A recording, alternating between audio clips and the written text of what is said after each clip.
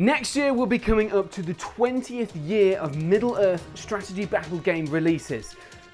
But in all that time, which are the 10 best sculpted miniatures? This video will tell you my choices.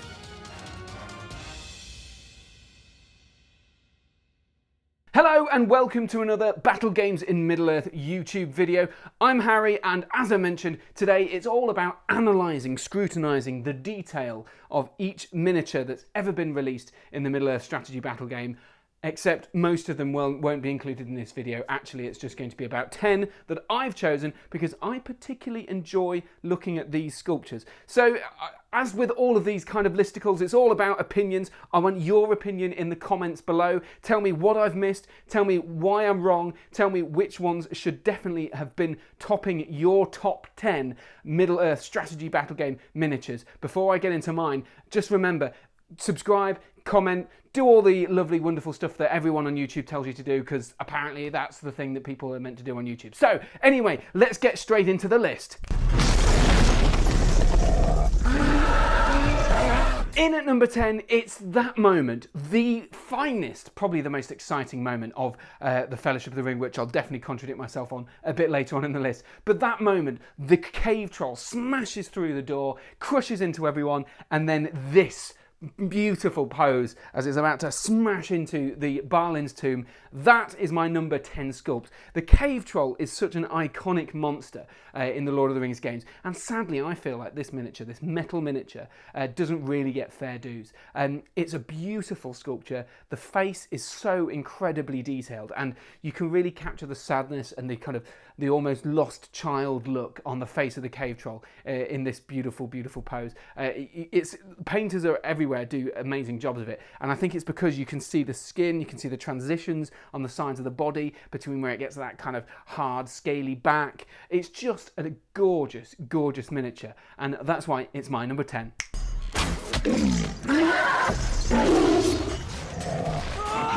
We're sticking with evil here, and I've chosen one of my favourite troop options in the game. And it's an odd one, perhaps one that you might not have expected to see on this list, but it is the Khandish Chariot. Now, many people aren't that keen on the Khandish aesthetic because it's kind of Mongolian, really in its kind of vibe from the steppes of Mongolia, all those the kind of moustaches and the hats and everything, and it all looks a little bit too un-Tolkien to people.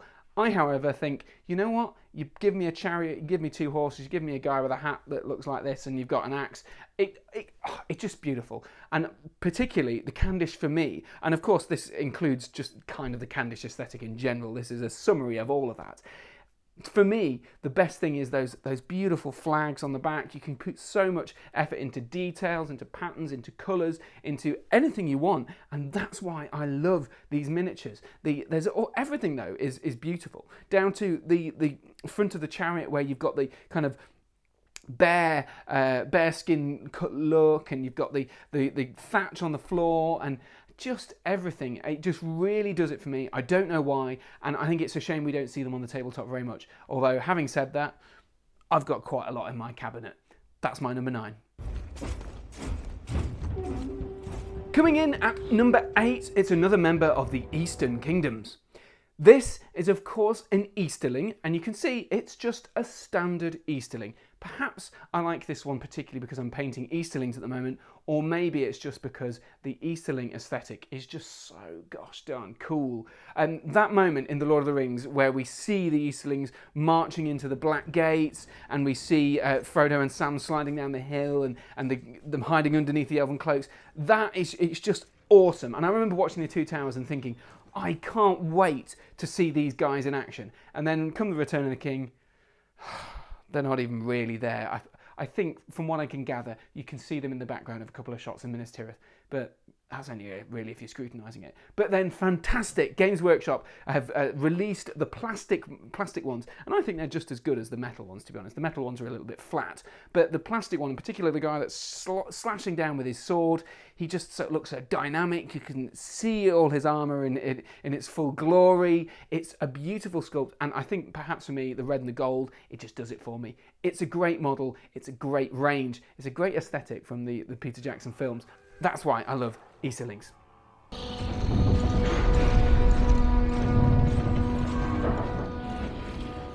Next, it's back to the good side and probably to my favourite scene in The Lord of the Rings. To be fair, my favourite scene changes almost every single time I think about the Lord of the Rings films or do any kind of miniatures. But at the moment, I'm thinking, and it certainly has been for a while, I'm thinking this moment is just beautiful.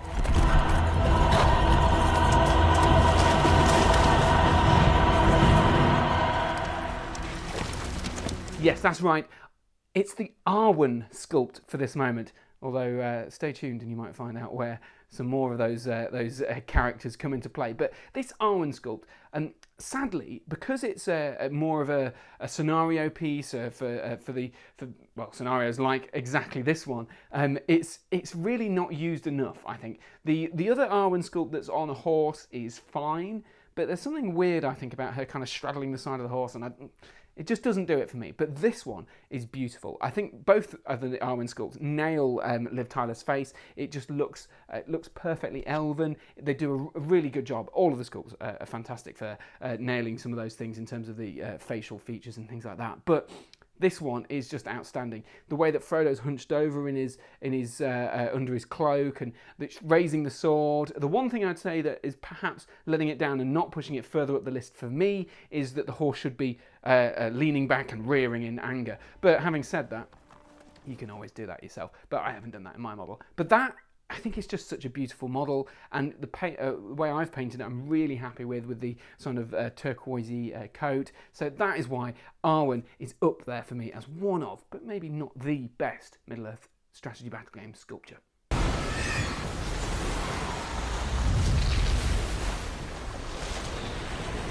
The Dark Lord Sauron. Yes, it's the man himself, or the magical being of supreme power and glory. It's Sauron, and there's something about this model that I have just fallen in love with ever since I was a small child. In fact, one of the only remnants of my collection that starts way back in 2002 is actually just the Isildur on the base. For some reason, I sold loads of my stuff and rebought it, sold a load of it again, and then rebought it. But this little bit lasts for me for some reason. So I absolutely love Isildur on the base, but mainly Sauron. The armour looks so perfectly realised in terms of the sort of folds and the greaves of everything. It just looks really, really cool. The scaling's a little bit off. It'd be nice to have a really massive version of him, but Sauron absolutely captures exactly what you want from Sauron. He looks amazing. He looks really imposing and dark and kind of menacing. I just think it's a fantastic model, and I mean, it helps that he's awesome in the game and one of my favourite characters generally to play on the game. But either way, it wouldn't be a proper top 10 without the one Lord of the Rings.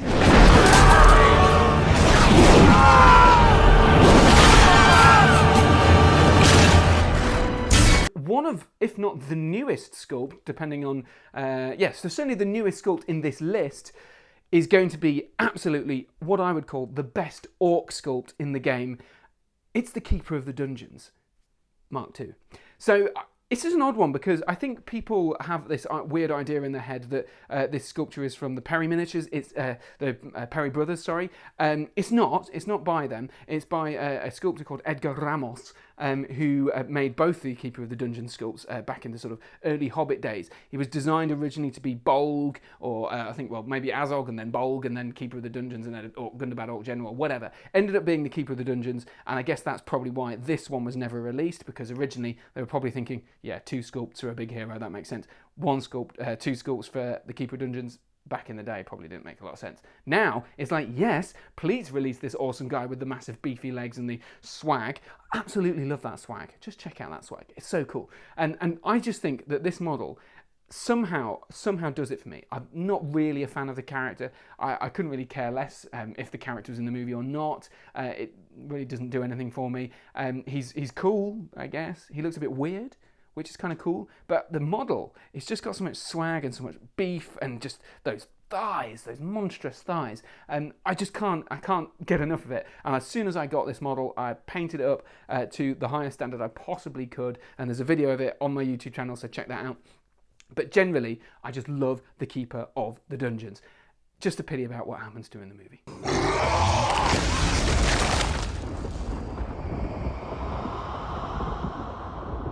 So from a suspected Perry Brothers miniature sculpt to what I think is definitely a Perry Brothers sculpt, we've got the Sharky and the Worm, or Sharky and Worm, or whatever you want to call them. It's Saruman, technically, and of course Grimmer Wormtongue in their Scouring of the Shire garb. So what I love about these guys is just the kind of gothic character and the sneakiness and the concealment and the kind of edgy horror of it. There's just something about it. You can sense that Saruman looks really evil. He's got his cloak and he's hiding. You can't see any face, and the worm crawling along the floor as well. It's such a good idea. And I know, and actually what I like even better about all this is the fact that actually originally the sculpts were meant to not have Saruman's face and the actor Brad Dourif, who plays Grimmer Wormtongue. So they're not meant to have those likenesses, which is why they're concealed so much. And I think this really works in their favour. It makes for two fantastic sculpts, really characterful sculpts. Just a shame about the army that they're included in, because I don't think I've ever seen a ruffian's army on the table. Maybe one day I will be the man to do it, but it is not this day. And so life in the Shire goes on, very much as it has this past age. Staying in the Shire because I can't resist it. I cannot resist this model. It's one of the new Forge World models, and it's a quintessential Hobbit, if I'm honest. I've ranked it very, very highly. Another day it might not even make the top 10, but today it's making the top 10, and it's very, very high indeed, because it's just so lovely. This is Will Whitfoot. Will Whitfoot is a character I honestly can't remember from the books. I haven't read the books many times, and I don't even think he has a starring role. I think he's imprisoned for most of the Scouring of the Shire. But either way, this model is just outstanding. I love fob watches and I love a top hat. So having a character with a resplendent top hat and tails outfit, I just love this model, this character. The detail is outstanding. For some reason, I haven't yet painted my own version. Why? I don't know. Maybe I feel like I can't do it justice. But either way, I'm very, very, very, very excited to paint it, and also very, very, very, very nervous that I'm going to do a terrible job of it, because it is such a gorgeous model. And any Shire army just needs to have their own top hat and tails and fob watch, because it's just incomplete without Will Whitfoot. He's a fantastic model. He's a quirky little character in the game. I love him, and that's why he's my number 3.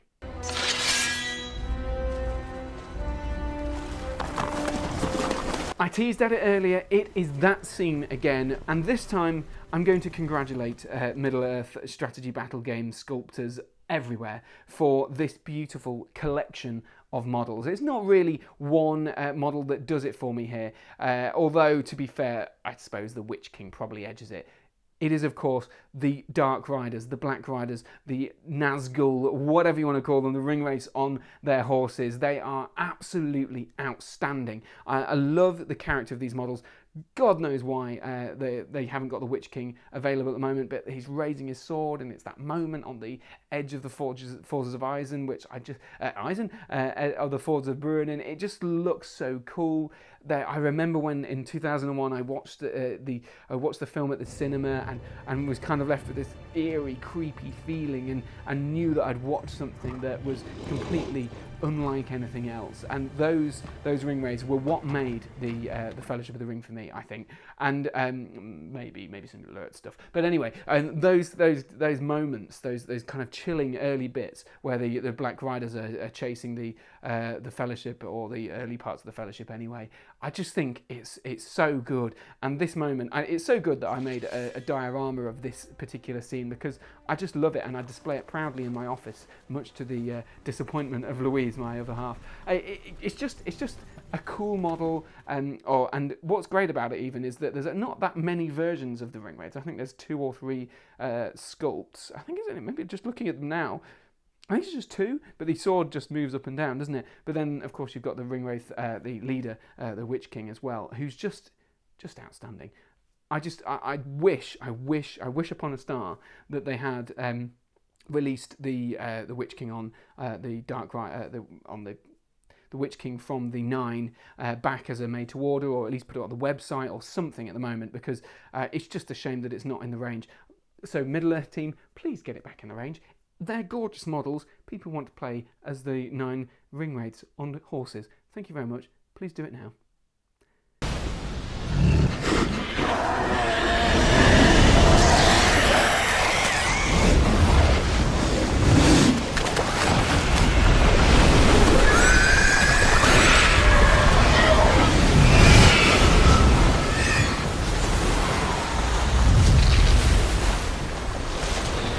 And that just leaves one more model left in the range. Of course, the number one of sorts, as I've said, it's qualified because, let's be honest, I wouldn't be making videos about the Middle-earth strategy battle game if I didn't really enjoy all the miniatures, and I absolutely do love the miniatures. Honourable mentions go to lots of troop types. First of all, Minas Tirith warriors. They're great. I love the character of Minas Tirith warriors. There's something about them. The metal just does it for me, and they're probably my favourite troops in the game, except Easterlings, and except Candish warriors, and except a few other things that I've already mentioned. But anyway, they deserve an honourable mention. There are some awesome monsters as well. I mean, it goes without saying, for example, that Smaug is a beautiful model, but let's be honest, it's not really a model. It's just like a nice thing that you put on a shelf somewhere. It looks nice, but I don't count it as a miniature. But it's still gorgeous. It looks great. What else do I enjoy? There's loads. There's some beautiful Fellowship of the Ring sculpts. I would love to say the Fellowship of the Ring as one of the top 10, but to be honest, there's none that quite capture it for me. And the main reason I think for that is that Aragorn has never yet had a good sculpt. I will not hear the end of this. This is, I think it's rubbish. Even the new plastic one, it just doesn't look like Viggo Mortensen. None of them have. I've always been really disappointed by that. I've got a few Aragorns. I mean, what I've got of the Hero of the West one. I've got the Fellowship of the Ring one. I think I've got all of them. The plastic one is crap. There's just so many. Well, both plastic ones are not very good, but the second plastic one's a lot better than the first one. But the first one is crap. But either way, so I think for that reason, the Fellowship of the Ring is left to the side.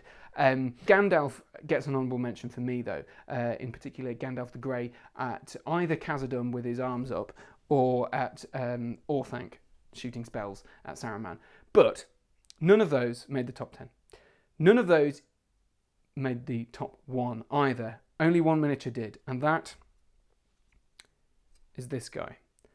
And I say this for 2 reasons, mainly. One, it's a gorgeous model, and the more I look at Theoden, the new plastic Theoden that comes in the Pelennor Field box, up close especially, the more I think, this is a bloody good model. This looks amazing. The detail is fantastic. The face is fantastic. There's a little bit in his beard that's, you can use your beard, and there's a bit there. Those are sculpted on. That's amazing. It looks so good, and the detail on the leather horse, the leather armor on the horse, the hair on the mane, just the eyes and the kind of the death kind of look on his face. It just really does it for me. That's number one. It's a beautiful model. That is the first reason. The second reason is it was the first plastic model that was released as the new Middle-earth strategy battle game. Was the kind of renaissance of the game, the kind of the upsurge, the upswell of support from Games Workshop. And at the time, of course, people were thinking, maybe it won't happen, and before this, maybe 2 years before it all happened, and then there was like, oh yeah, there's a new game coming, and is it going to be good? Is it just going to be a rehash of the rules? Is it going to be whatever? And then people were saying, oh, it's going to have some of the old miniatures in the box, and we're all like, oh, it's just going to be a repackaging of old stuff. We don't like that. And then there was like this moment where you got Theoden in the box, and he just looks outstanding. And so that is probably the reason why I think Theoden is the best model in the Middle-earth strategy battle game. There are some lovely plastic models. There are loads of different models that I like. The new ranges are so good. Some of the Forge World stuff is amazing. The Knight of the Dol Amroth is another good mention. The new ones of those, the Forge World models of those, they were beautiful and still are beautiful. Where are they? They're great. But for me, number one is going to have to be this fellow. So there you go, that's my top 10, my thoughts on the idea of the Middle-earth strategy battle game and their top 10 models. What do you think? Let me know in the comments below if you think I'm right, if you think I've chosen some good models that you weren't expecting, if you think I'm wrong and you think that I've missed off all of the good models that you were thinking of. I know lots of people like the metal orcs. Don't really like them that much. They're cool, but they look a bit shonky to me. Anyway, so let me know what you think. Put them all down in the comments below. Like or dislike the video if you so wish. Share it and start the conversation in your local Facebook groups, and to see what you think is the best sculpted model in the Middle-earth strategy battle game. Thank you very much for watching. Do click the subscribe and notify the bell thing so that you get a notification every time a new video is coming out, because I've been talking about sculpting a lot in this video, and it makes me think maybe I should talk to some experts on the matter. Tune in next time and you'll find out how I achieve that. Thanks for watching.